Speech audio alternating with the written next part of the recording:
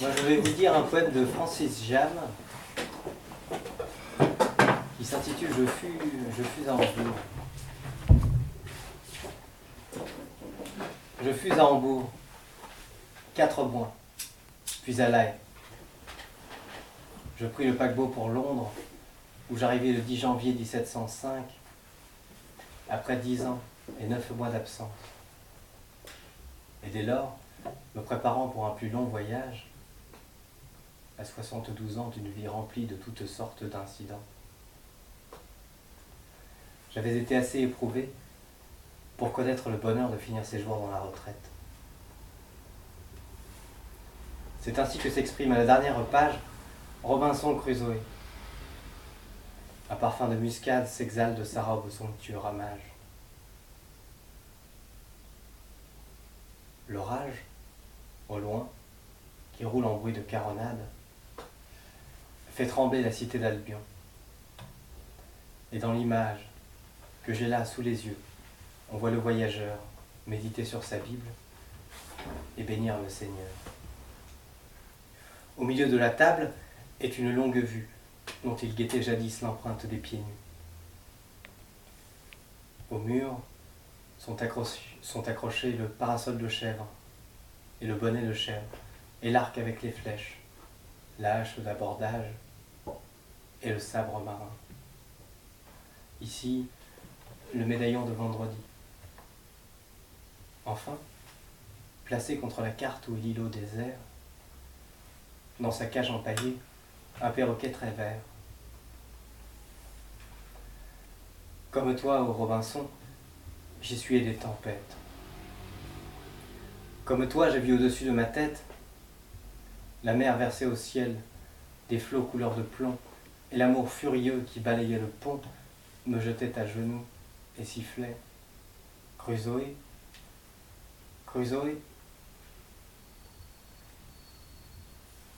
L'océan et l'amour sont pareils.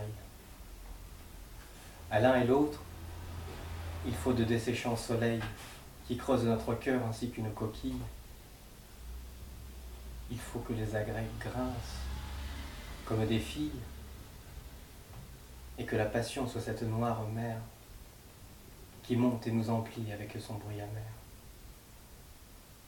Ah, vieil Anglais, tu fus cependant bien plus sage que je ne fus, car où que tu fasses naufrage, au cap Bonne-Espérance ou à Juan-Fernandez, on te voit aussitôt suivi ou précédé de ta malle, toujours confortable et prudente. J'aime ta poésie pratique et commerçante, et j'apprécie beaucoup la veuve qui prit soin de tous tes capitaux, tant que tu fus au loin. C'est ce qui te permit de finir doucement tes jours dans ce grisâtre et doux appartement que je viens d'évoquer au début du poème. Tu n'oublias rien dans ton livre. Pas même ton parasol ou ton bonnet de chèvre. Ce que j'ai rapporté, me demanderas-tu, de cet îlot désert dont je suis revenu. Rien. Ni une bouée, ni une cage à poules. Mais écoute comment je fus pris par la houle. Ce fut au 12 avril, quand la mer du printemps s'ouvre à tous ces oiseaux indiens de Ceylan, qui plongent dans l'azur de nacre où sont les perles,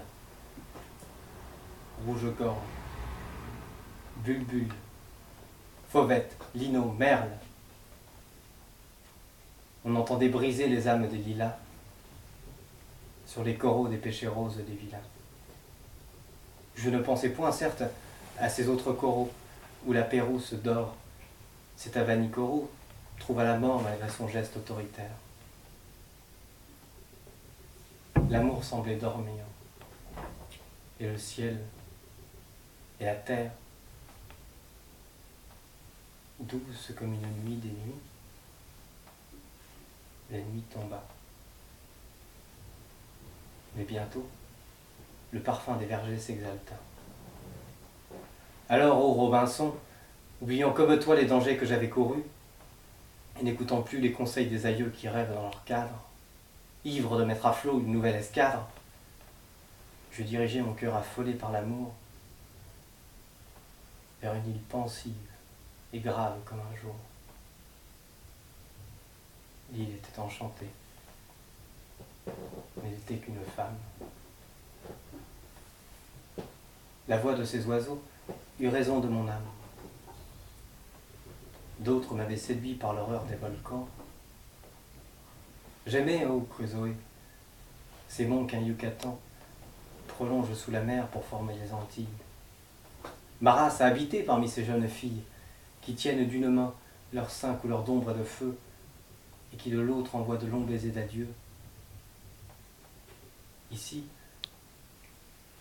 ce ne fut point le feu, ce fut la neige. Mais la neige impassible aux foudres qui l'assiègent. Neige dont les yeux clairs ont la tendre passion du feu qu'allume un pâtre au milieu des glaçons. Et c'est l'île la plus terrible au Crusoé, car c'est par sa froideur que l'on est enflammé. Comment j'ai échappé au danger de cette île? Il faudrait pour cela que je fusse Virgile, car jamais l'océan tout entier n'égala cette vague au doux mouvement qui m'enlaça. Maintenant, comme toi, ô Crusoé, je pense qu'il est bon de rêver de cela dans sa chambre. Ma cafetière bout comme un roman anglais. J'ai des lettres d'amour que j'entends murmurer, ainsi que murmurait l'océan Pacifique, où tu avais conduit ton âme magnifique. Repartirai-je un jour? Je ne l'affirme pas. J'eusse voulu, pourtant, encore nouer mes bras à cette blanche bouée que nous nommons la femme, et revenir rieur parmi les hautes lames. Tous les oiseaux de Mars me conseillent d'aimer. Ce matin, au réveil, leur chant neuf s'essayait. Un moineau insistait beaucoup. Que vais-je faire?